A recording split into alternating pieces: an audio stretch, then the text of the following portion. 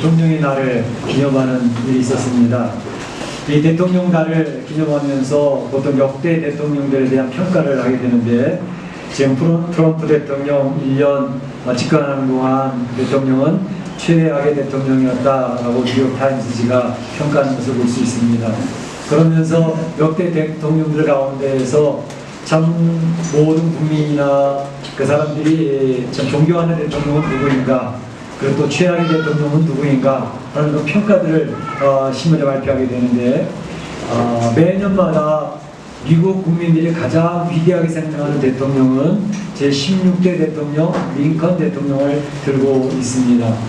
링컨 대통령은 어릴 때 어머니의 권면에 따라 가난한 가운데서도 성경 말씀을 늘 가까이 하고 읽었고, 또 그가 백악관에 들어갔을 때에 백악관에서 그 백악관을 기도실로 바꾸어서 기도하며 하나님 뜻을 찾으며 통치했던 그런 대통령으로서 정말로 미국이 위기를 당했을 때, 국론이 분열되면서 이제 남쪽 군대와 또 북쪽 군대가 서로 싸우는 남북전쟁을 할 때 그것을 지혜롭게 잘 통합을 하면서 나라를 통일되게 이끌었던 대통령이었기 때문에 링컨 대통령을 미국 국민들은 가장 위대하게 치고 있습니다. 매년 1등을 하는 대통령이죠. 그런가 하면 최악의 대통령들의 이름들을 쭉 열거하는데, 그것은 여러 명이 있는데, 첫째는 그 링컨 대통령 바로 앞에 제15대 부캐넌 대통령은 이제 국가에 문제가 될 때 이슈가 있었죠. 그 이슈는 노예제도입니다.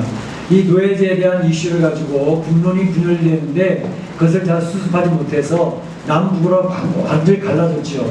그래서 남북 연합군을 만드는 데에 부캐넌 대통령이 입주하게 됩니다. 그래서 남쪽 연합군과 북쪽의 이제 군대와 싸움이 붙는, 그래서 나라가 둘 쪽으로 나눠지게 되는 그런 일을 했기 때문에 그 부캐넌 15대 대통령을 최악의 대통령이라고 우리 지적을 하고 있습니다. 그런가 하면 37대 리처드 닉슨 대통령, 우리가 잘 아는 것처럼 나이 드신 분들은 다 기억하시겠지만 대땅떠라 그래가지고 러시아하고의 그 냉전을 종식시켰던 그런 대통령입니다. 그래서 참 귀한 일을 했지만 닉슨 대통령은 자기 임기를 채우지 못하고 탄핵을 당했죠. 소위 말하는 워터게이트 사건 때문에 이제 도청한 것을 하면서도 계속 거짓말로 변명을 하다가 결국 탄핵을 당하지 않았습니까? 그래서 최악의 대통령으로 남아있고, 그런가 하면 43대 조지 W 부시 대통령, 부시 대통령 아들 대통령, 바로 그 사람은 이제 그 이라크에 핵무기가 있다라고 이제 허위 정보를 흘려가지고 이라크를 침공해서 후세인 대통령을 잡아서 결국은 죽이지 않았습니까? 그래서 이 일로 인해 가지고 미국의 국가 신뢰도가 완전히 떨어졌다는 거죠. 국제사회 경찰 국가로서 전 세계 평화를 유지하는 데 여러 가지 도움을 주었지만 결국은 자기네들 중심으로 일을 처리하다가 국제사회에서 지금 미국의 국가 신뢰도가 땅에 떨어지는 그런 일이 있었다는 것 때문에 미국 국민들은 잘못한 대통령으로 낙인을 찍고 있는 것이죠. 한 나라의 국가의 정권을 잡게 되어지면 정권을 잡았을 때 그 권세가 얼마나 대단합니까? 하늘을 나는 새도 떨어뜨릴 만한 그런 강력한 권세를 가지고 계획을 추진해 나가지 않습니까? 그런데 그 한 정권이 권세를 취할 때마다 그 정권의 권세는 대단한데 그 권세가 영원한 것이 아니라는 것을 깨닫는 것은 굉장히 중요한 일이라고 봅니다. 그 정권이 영원한 것인 줄로 착각을 했다가 그냥 문제를 일으키는 그런 일들이 많이 있는 것이죠. 그래서 그 영원의 정권은 영원한 것이 아니다라는 것을 알고 겸허하게 그 주어진 권세를 국민을 위해서, 백성을 위해서 사용했던 정권들은 모든 국민에게 취함을 받는 그런 정권이 되어집니다. 오늘 성경에 나오는 다윗과 같은 그런 왕은 바로 자기의 주어진 권세가 자기를 나타내는 데 쓰는 게 아니라 하나님의 백성들을 잘 통치하고 평화롭게 이끌어가고 공의롭게 이끌어가야 된다고 하는 그런 하나님 신 뜻을 잘 겸손하게 감당했기 때문에 이 다윗 정권은 바로 메시아 정권을 보여주는 그림자고 하나님 나라를 보여주는 그림자로서 하나님이 축복하셨던 정권이 되는 거죠. 그렇지만 자기에게 주어진 권세를 자기 중심적으로 사용을 하게 되어지면 사울의 집과 같이 조만간에 그 정권은 무너지게 된다는 것을 보여주는 것이 성경이 계속 강조하고 있는 교훈이 되는 것입니다. 오늘 본문에 있는 말씀을 보게 되면 사울의 집 마지막 정권을 가지고 있던 이스보셋 정권이 몰락하는 그런 내용을 보여주고 있는 것이죠.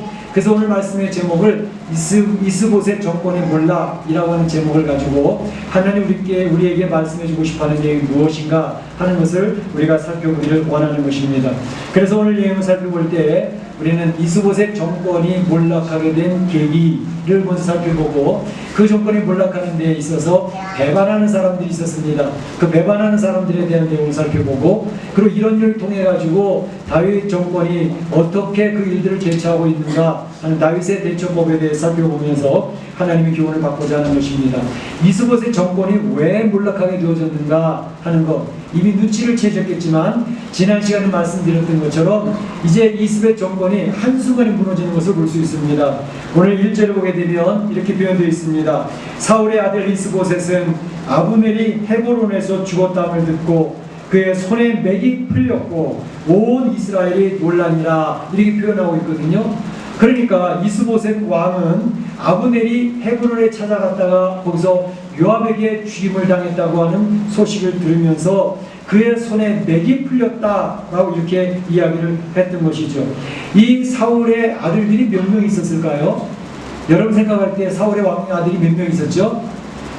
우선 블레셋과의 전쟁에서 사울 왕이 죽었고 그의 장남이 누구죠? 요나단도 죽었고 그의 동생 아비나답과 말기스와 삼형제가 블레셋과의 전쟁에서 다 죽지 않았습니까? 그래서 그 내용을 설명을 드렸는데 그 아들들 가운데 별로 이름이 드러나지 않았던 막내 아들이 하나 있었습니다. 그 막내 아들 이름이 뭐예요? 이스보셋입니다. 이스보셋이 막내 아들로서 아브넬은 바로 그 막내 아들을 왕으로 공립하여 세우고 자기가 막후 실력을 발휘하는 그런 내용을 지난 시간에 보았던 것이죠. 그렇지만 이 이스보셋 왕은 아브넬의 무소부위의 그 권력 행사하는 걸 보면서 그의 죄를 지적을 하는 거죠. 그랬을 때에 아브넬은 반발을 크게 하면서 이제 이 이스보셋에게서 등을 돌리고 있는 그런 모습을 볼 수가 있었습니다.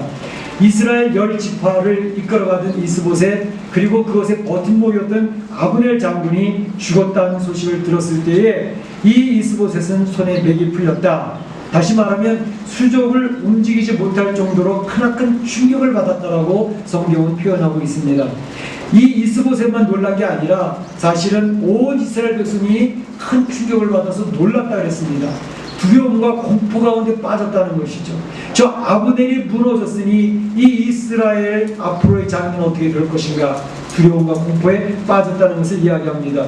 그러니까 이스보셋 정권의 몰락은 아브넬이라고 하는 큰 장군 그 장군 한 사람이 죽음으로 말미암아 몰락되는 계기가 되어졌다는 사실을 성경은 이야기하고 있는 것입니다.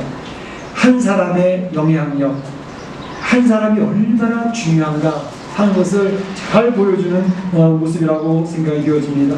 한 조직이나 국가에서 한 사람의 영향력이 그 조직을 또 그 국가를 살리기도 하고 또 그 국가를 망하기도 하는 그런 일들은 우리 정치 역사사에도 많이 나타나는 것을 볼 수가 있습니다.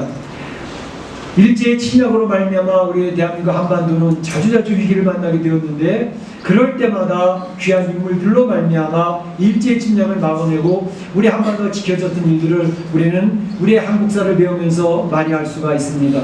그런 대표적인 인물 가운데 한 사람이 누굴까요?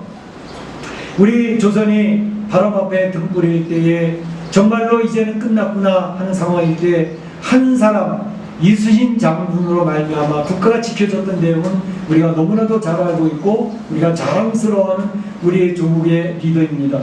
이 이순신 장군 그 한 사람으로 말미암아 그 당시에 위기에 처해 있는 우리의 조국은 그를 바라보면서 그를 의지하면서 일제의 침략을 막아주기를 원했던 그런 시대를 살지 않았습니까? 그런데 이제 노량해전에서 왜군의 500척의 배와 싸우게 될 때에 이순신 장군은 그만 적의 유탄을 맞아서 54세의 생을 마감하게 됩니다. 그때에 그의 죽기 전에 한 그의 한마디는 얼마나 유명한 말로 남아있습니까? 그의 참모들이 이순신 장군의 죽음을 보면서 두려워 떱니다.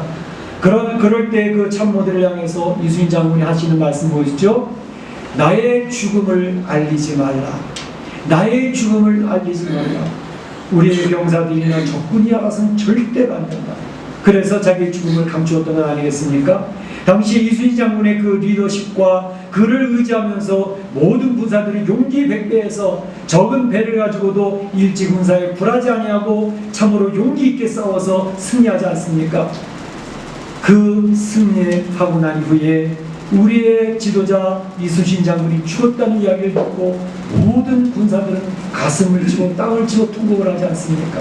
그런데 만약 전쟁 중에 그가 죽었다는 소식을 듣게 되었더라면 그 군사들은 오합지졸이 돼서 사기 저하로 다 도망가버리고 말았을 것입니다.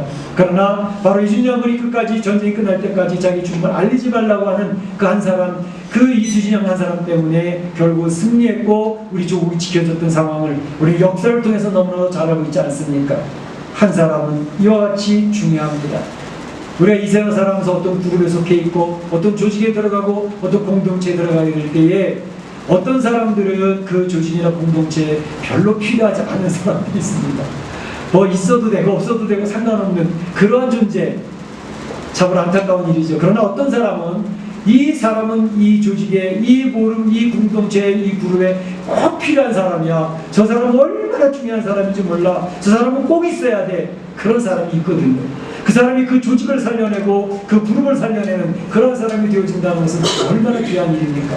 우리가 인생을 살아가면서 여러분들은 여러 그룹이나 여러 조직에 속해서 살게 됩니다. 그때에 우리들이 그 주변 사람들에게 어떤 평가를 받고 있느냐 하는 것이 굉장히 중요하죠.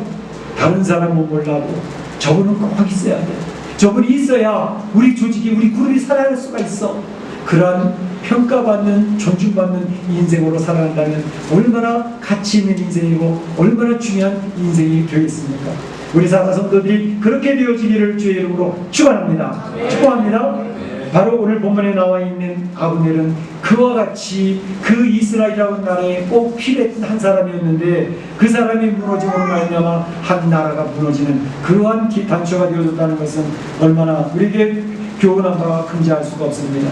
그런데 사실은 오늘 본문에서 하나님 이야기하시고자 하는 것은 이스보셋의 정권의 몰락이 과연 아브넬 한 사람에게 달려있는 것이냐, 성경은 그렇지 않다는 것을 선언하고 있는 것입니다.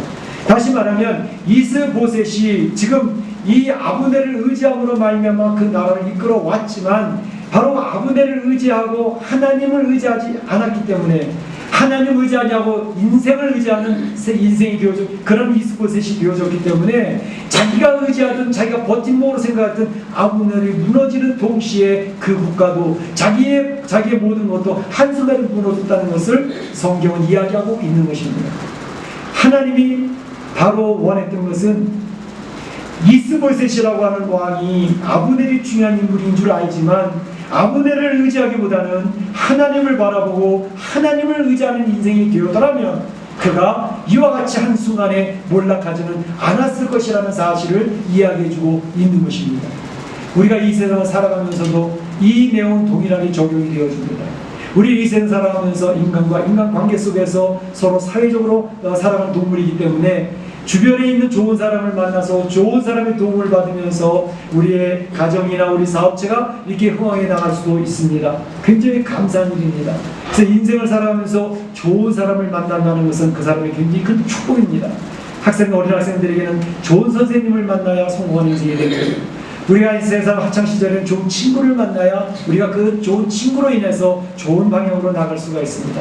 사업을 하면서도 참으로 나쁜 파트너를 만나기보다는 좋은 파트너를 만나면 사업 성공의 많은 부분에 유익하게 되어지죠.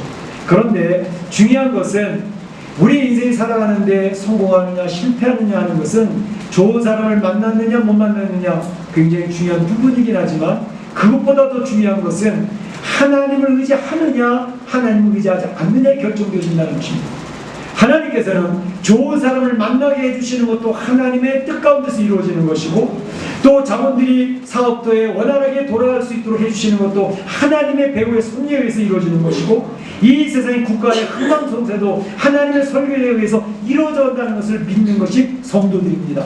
그렇기 때문에 하나님의 결제에 의해서 우리 가정이 지켜지기도 하고 우리 사업도가 무너지기도 한다는 것을 우리는 확실히 믿고 살아가는 성도들이라는 사실입니다. 그렇기 때문에 우리가 이 세상을 살아가면서 우리는 주변에 있는 사람의 도움을 받아 고맙게 생각하지만 그것보다 더 중요한 것은 이 나의 삶의 모든 결정권자가 되시는 주님을 바라보는 것이 더 중요하다는 사실입니다. 그 하나님을 바라보고 나갈 때에는 도와주는 사람이 한 사람도 없어도 그 사람은 지켜질 수가 있습니다. 그러나 하나님이 지키지 아니하시면 도와주는 사람이 10명, 100명 그 이상이 된다 할지라도 그의 삶을 보장할 수가 없다는 것이 성경의 결론입니다. 우리 사랑하는 성도들은 오늘 이스보셋이 몰락한 내용은 아브넬이 없어서이기도 하지만 그보다 더 중요한 것은 이스보셋 왕은 하나님을 바라보지 않았다는 것입니다. 그 나라의 역사를 이끌어가신 하나님을 의존하지 않았기 때문에 그는 한순간에 몰락할 수밖에 없었다는 사실을 우리 꼭 기억할 필요가 있습니다. 우리 사랑하는 성도들이 내 인생 7, 80년 살아가면서 하나님만 붙들고 살아가는 복된 성도들이 되시기를 주의 이름으로 축원합니다. 오늘 본문에 보게 되면 이스보셋이 죽는데 이스보셋을 배반하는 사람들이 측근에 있었다고 하는 사실입니다. 오늘 성경에 보게 되면 2절에 이스보셋에게 군 지휘관 두 사람이 있는데 하나는 바하나고 하나는 레갑이더라 그랬습니다. 바로 이 바하나와 레갑은 아브넬을 중심으로 해서 이스보셋 왕을 보필하고 호위하고 지켜야 되는 사람들이었습니다. 그런데 지금 이스보셋을 지키고 그를 보호해야 될 그 군대 장관들이 지금 이스보셋을 찔러 죽이지 않았습니다. 얼마나 역사의 아이러니인지 알 수가 없습니다. 여러분, 우리 정치사를 보든지 세상의 역사를 보게 되면 많은 경우에 가장 측근들에 의해서 죽임을 당한 독재자들이 많습니다. 경호실장은 그 대통령이나 왕을 지켜야 될 사람인데 바로 경호실장이 총을 갖다 대고 총을 갖다 들이대니까 어느 누구도 막을 수가 없는 거예요. 그러니까 쉽게 끝나는 인생인 것을 볼 수 있죠. 지난번에도 말씀드렸던 것처럼 우리 김정일이나 김정은을 지키던 그 사람들 가장 측근이고 믿을 만한 사람 배치해서 경호시키지 않겠습니까? 근데 그 사람들이 총을 거꾸로 들이대면 막을 자가 없는 것이죠. 이 세상의 역사는 그런 일들이 비일비재했습니다. 그렇기 때문에 참으로 우리가 이 세상을 바라보면서 이제 이 측근들, 자신이 신뢰할 수 있었던 사람들, 그 사람에 의해서 그게 당할 수 있다는 것은 바로 우리 모든 사람들 안에는 죄성이 있기 때문에 얼마든지 그런 일이 벌어질 수 있다는 사실을 우리는 이해할 필요가 있다고 하는 사실입니다. 이스보셋이 죽고 난 다음에 바로 오늘 성경에서는 무비보셋에 대해서 설명을 합니다. 무비보셋이 누구지요? 누구의 아들입니까? 요나단의 아들입니다. 그러니까 사울 왕이 죽고 난 다음에 그 왕의 후계는 사실은 요나단이 차지였습니다. 그러나 요나단 걸 비롯해서 세 아들이 죽고 나니까 막내 아들이 왕권을 가졌습니다. 이제 막내 아들이 죽고 난 다음에 그 다음에 왕위는 바로 요나단 장남의 아들이었던 무비보셋이 차지해야 되는 순서를 간다는 것을 성경은 이야기하고 있는 것입니다. 그런데 이 무비보셋에는 결격사유가 있었습니다. 블레셋과의 전쟁에서 그 세 아들이 죽었을 때에 유모가 이 무비보셋을 어린 아이를 안고 도망가다가 떨어뜨려서 그만 이 부부 절름발이가 되어 장애를 안게 되어졌다는 것이죠. 그리고 나이도 어렸기 때문에 그 사울의 집에 왕권을 유지할 수 없는 상황이 되어졌다는 것을 성경은 설명하고 있습니다. 그래서 사울의 집의 정권은 문을 닫게 되어졌다는 사실을 오늘 성경은 설명하고 있는 것입니다. 하나님의 뜻 가운데서 이 사울의 집을 마무리하고 있는 모습은 우리에게 시사하는 바가 많습니다. 그런데 오늘 이 군대 지휘관이었던 바하나와 레갑이 왜 도대체 자기가 섬기던 이스보셋 왕을 배반하여 죽였을까 하는 것입니다. 왜 그랬을 것 같습니까? 바로 이 바하나와 레갑 이 사람들은 아브넬을 중심으로 해서 함께 이스보셋을 섬기던 사람이었습니다. 그의 충성 맹세를 해서 군 장관이 됐던 사람들입니다. 그런데 이제 보니까 이스라엘이 무너져가고 있는 것을 느꼈습니다. 아브넬 장군이 죽으면서 이 나라는 끝났구나 직감적으로 알았던 것이죠. 그럼에도 불구하고 그 군인 정신으로 인해서 그래도 나는 충성을 다할 거야 라고 그 이스보셋을 지키는 군인 정신이 없었습니다. 단지 그들에게는 하나님을 바라보는 신앙인도 아니었고 이스보셋을 섬겼던 그 이유가 그들에게 이스보셋 섬김으로 어떤 출세의 길이 열릴까, 어떤 경제적인 도움을 받을까, 우리 자손들이 잘 될까 하는 것을 바라보면서 그 일을 하고 있었기 때문에 사명감을 가지고 일을 했던 사람들은 아니었다는 것입니다. 그런데 이제 이스보셋이 무너지고 그 나라가 무너져간다는 사실을 발견하면서 그들은 더 이상 이 사람이 나에게 유익을 줄 수 없다, 나에게 결코 도움이 될 만한 사람이 아니다 라는 것을 깨닫는 순간 쉽게 등을 돌리고 말았다고 하는 것을 보여줍니다. 그들은 곧 기회주의자들이었던 것입니다. 우리 성경에 보게 되면 배반의 아이콘이 나오죠. 배반의 아이콘 누굴까요?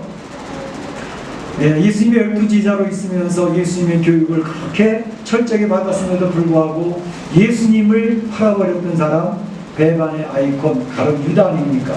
이 가룟 유다가 왜 예수님을 배반했을까? 가룟 유다 무엇을 바라봤을까요? 예수님을 메시아로? 전혀 그런 이해가 없었습니다. 가룟 유다가 예수님을 따라다니고 있었던 것은 당시에 예수님의 인기는 얼마나 대단했습니까? 예수님은 이제 로마의 군대를 물리치고 이 이스라엘 다시 독립시킬 모세 같은 리더가 될 것이다. 그가 왕권을 차지하게 되어지면 그의 측근으로서 무슨 한 자리 차지하지 않을까, 그의 큰 기대가 있었습니다. 또 그는 돈꾀를 맡았던 사람입니다. 돈꾀를 맡아서 재정을 감당하고 있었다는 것은 머리가 굉장히 두뇌 회전이 빨랐다는 것을 의미하지 않습니까? 그런데 바로 이 가룟 유다를 성경이 평가하는 것은 무엇입니까? 그는 도적이라 이렇게 이야기하고 있지 않습니까? 다시 말하면 가룟 유다가 예수님을 따라갔던 그 동기 자체가 그렇게 순수하지 않았습니다. 그는 예수님을 따라다니면서 내가 출세의 길이 열릴까라는 생각했던 것이고, 적어도 경제적으로 도움을 받을까 하여 돈꾀를 맡았습니다. 그러나 점점 가면서 보니까 예수님이 가는 길은 그 나라의 왕권을 회복칠 사람이 아니었고, 점점 그의 기대하는 다른 쪽으로 가고 있었기 때문에 내 생각과는 달러, 내가 저 사람을 따라가다가는 괜히 큰 손해나 보고 어려운 일을 당할 것 같아, 은 30이라도 갖고 팔자, 그래서 등을 돌리는 거 아닙니까? 그러니까 자격이 더 이상 이익이 되지 않는다고 판단했을 때에 그는 예수님을 쉽게 등 돌려버리고 버렸던 것을 볼 수가 있습니다. 이 세상을 살아가는 우리 인생들은 바로 이러한 죄성이 있습니다. 그렇기 때문에 세상을 살아가면서 사회생활을 하면서 나의 이해관계에 의해서 우리의 행동이 결정될 때가 굉장히 많다는 사실입니다. 나에게 이익이 되어지면 끝까지 붙지만 나에게 손해가 될 것 같으면 슬슬 그 멀리 빠져나가게 되는 것이죠. 그래서 이러한 어려운 일들이 나타나는 것은 우리가 이 세상의 사회를 보면서 얼마나 많이 느낍니까? 정치하는 분들 보세요. 얼마나 줄바꾸기를 잘합니까? 왜? 이 사람이 나에게 이익이 될 거란 말이죠. 이 사람이 나를 출세시킬 빚이라는 걸 보여주는 거예요. 그러니까 그 줄을 잡는 거 아닙니까? 그러니까 자기 소신에서 움직이기보다는 나의 이해관계에 따라서 그 도선을 계속 바꿔나가는 사람이 많아서 우리 보통 국민들은 정치인들을 싫어하잖아요. 네, 그런 작용이 있는 것을 봅니다. 이러한 것은 비단 정치인들뿐만 아니라 사회의 경제 지도자들도 그렇고 사회 리더들도 그렇고, 아니 우리들 안에도 이러한 요소들은 얼마든지 있다는 것을 알고 있습니다. 그런데 신앙의 길이라는 게 무엇일까요? 신앙의 길이라는 것은 바로 하나님을 바라보고 하나님을 따라가는 것입니다. 그런데 하나님을 따라가다가 보니까 하나님 놀라운 축복을 받아서 잘 될 때가 있어요. 사업도 번성하고 가정의 문제도 해결해 주시고 건강도 회복시켜 주시고 얼마나 감사합니까? 근데 신앙의 일을 하는데 그런 일만 있는 게 아니더라고요. 예수님을 믿는 것 때문에, 신앙의 소신을 지키는 것 때문에 괜히 비난을 받고 손해를 당하게 될 때도 많습니다. 신앙생활 한다고 하는 교회에 집사라는 그 한 가지 때문에 남들 앞에서 손해를 당해야 되고 비난을 받아야 되는 그런 일때가 얼마나 자주 있습니까? 그럴 때에 신앙인들은 그럼에도 불구하고 하나님, 제가 하나님 믿다가 많은 복도 받았지만 또 예수님을 따라가다가 많은 손해도 보내요. 그렇지만 내가 손해를 본다고, 내가 시간의 손해를 보고 내 노력의 손해를 보고 나한테는 아무 유익이 없는데도 일을 하고 있는 이것 때문에 제가 행동을 바꿀 수는 없지 않아요. 저는 그래도 하나님이 기뻐하시는 그것을 위해서 손해가 있어도 따라가겠습니다. 이 세상은 물질이 하나님 된 세상을 살아갑니다. 돈이 모든 힘을 좌우하는 세상을 살아갑니다. 돈만 있으면 모두 그 앞에서 머리를 숙입니다. 그래서 하나님이 돈이 하나님 된 세상, 만머리즘의 세대를 살아가고 있지 않아요. 근데 성도들은 그것과 다릅니다. 성도들이 돈을 중요하게 여기는 것은 당연합니다. 그게 나쁜 것이 아닙니다. 그러나 돈 때문에 우리가 우리의 모습을 바꿀 수는 없다는 것입니다. 어려워도 힘들어도 성도들은 바로 하나님의 뜻이 더 중요한 줄 알아서 돈에 손해를 당하고 여러 가지 어려운 일을 당해도 하나님의 뜻을 따라가겠다는 것입니다. 예수님이 그렇게 하셨습니다. 예수님의 많은 환호를 받고 최고의 인기를 누리고 계실 때에도 예수님은 그 성도들이 이끌어 하셨지만 비난을 당하고 십자가로 나가는 그 길에 있어서도 예수님은 포기하지 않으셨다는 것입니다. 그래서 성도들에게 예수님이 가신 그 길을 따라오라고 요청하고 있습니다. 내 몫에 대인 십자가, 네 십자가를 지고 나를 따르라, 이 얘기하고 계시는 거죠. 그래서 성도들은 좁은 길을 가고 좁은 문을 가는 사람들입니다. 나에게 손해가 되어져도 나의 하나님을 붙들고 가는 것을 포기하지 않겠다라고 하고 따라가고 있는 사람들 아닙니까? 바로 신앙생활하는 것이 그런 것들 때문에 어렵습니다. 왜냐하면 신앙의 길을 택해서 따라가는 성도들 마음속에 되어져있는 내 안에도 이기심이 있거든. 내 안에도 욕심이 있거든. 내 안에도 기회주의적인 요소들이 있거든요. 그럴 때에 하나님, 제 안에 있는 이기심 어떻게 하죠? 제 안에도 욕심이 있는데 어떻게 하죠? 그래서 그러한 선택과 결정하게 될 때 하나님 앞에 고민하며 영적인 싸움을 하는 것입니다. 하나님, 내가 손해를 봐도 하나님의 길을 택해야 되지 않겠습니까? 그리고 싸워서 한 번, 두 번 이겨나가는 것을 경험하는 사람들이 성도들인 것입니다. 그래서 그 싸움 속에서 성도들이 신음합니다. 고민합니다. 어려운 길을 갑니다. 그런데도 하나님의 도우심을 따라서 성도들은 승리하는 경험을 갖게 되는 줄로 믿습니다. 그래서 성도들은 신앙의 길을 힘들고 어려워도 따라갈 수 있는 능력이 생기는 것입니다. 우리 성도들은 어려운 가운데서도 하나님의 뜻대로 살려고 발버둥 훔치는 그 사람들이라는 사실을 성경은 설명하고 있는 것입니다. 이럴 때에 다윗이 어떻게 그 문제들을 풀어나가는가 하는 것입니다. 바알레갑은 이스보셋을 죽이고 그 머리를 들고 다윗 앞에 와서 이야기합니다. 자랑스럽게 공치사를 하고 있습니다. 왕의 생명을 해하려던 원수, 여기서 왕은 다윗 왕을 이야기하죠. 다윗 왕 당신의 원수 이스보셋의 머리가 여기 있습니다. 여호와께서 오늘 바로 왕의 원수를 갚으셨나이다 라고 다윗 왕이 자랑스럽게 이야기하고 있는 것을 볼 수가 있습니다. 기회주의자들은 자신들의 야욕을 감추고 마치 자신들이 하나님의 큰 도구로 사용되어지는 것처럼 하나님의 심판의 도구로 자기들이 행했던 것처럼 이야기를 하면서 자기를 합리화시키고 자기를 위장하고 있는 모습을 볼 수가 있습니다. 이것을 바라보고 있던 다윗이 어떻게 대우합니까? 다윗은 영적인 분별력이 있었던 사람입니다. 다윗이 이야기를 합니다. 그래, 이스보셋의 머리를 가지고 왔느냐? 내가 한 가지 이야기해 줄까?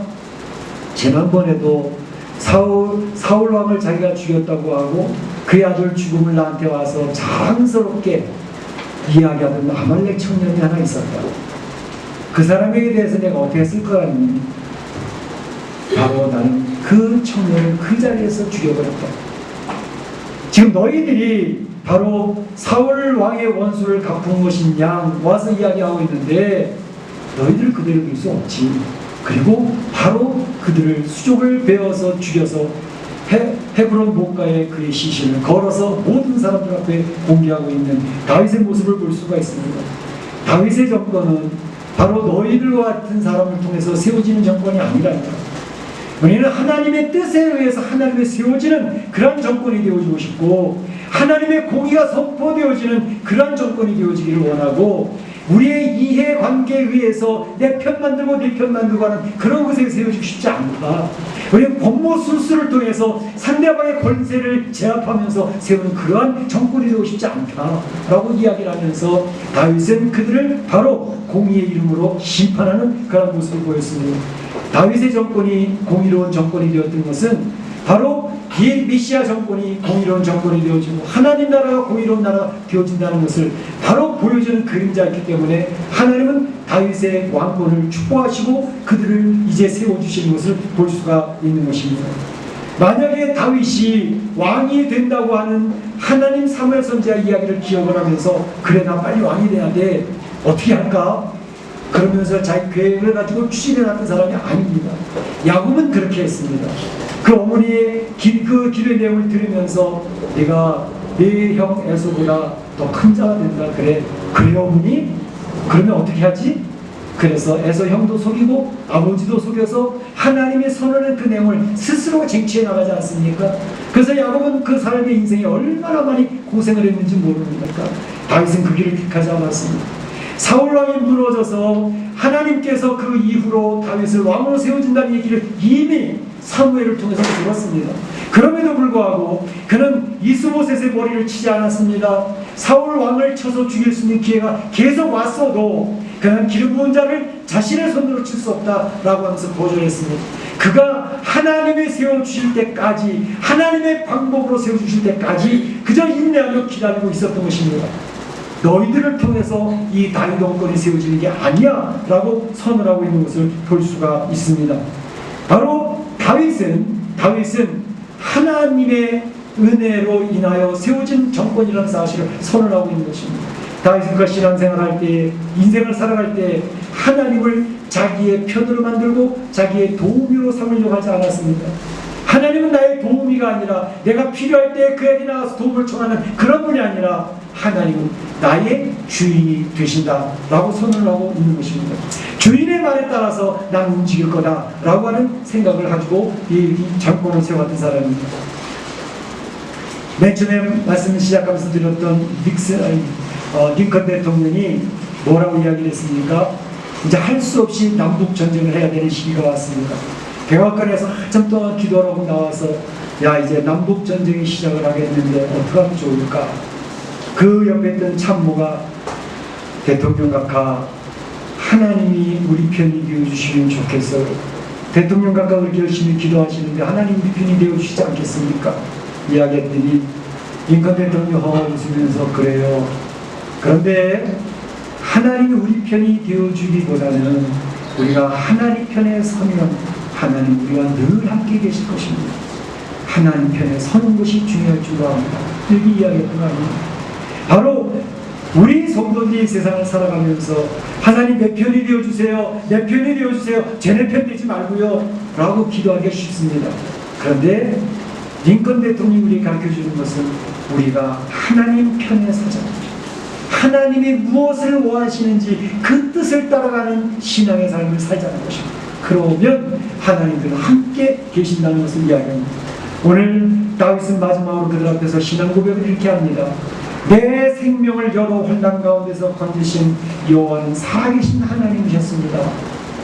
그러니 너희들이 도움받을 필요 없다라고 이야기합니다. 다시 말하면 그가 블레셋 장군 골리앗을 무너뜨릴 때부터 시작해서 사울왕의 진영으로 쫓아다 죽임을 하려고 할 때 피해다닌 그 시간까지 얼마나 많은 생명의 위험과 그 인생의 고비고비 위험 속에서도 하나님 나를 지켜주셨다. 하나님께서 하나님의 선한 뜻으로 나를 인도해 주셨다. 그 하나님의 역사가 지금도 이루어져 가길 원한다. 이제까지 인도해 주신 것도 하나님의 은혜요. 이제 앞으로 이루어질 것도 하나님이 에베네셀로 인도하신 하나님이 여호와를 인도해 주실 것이 확실하다.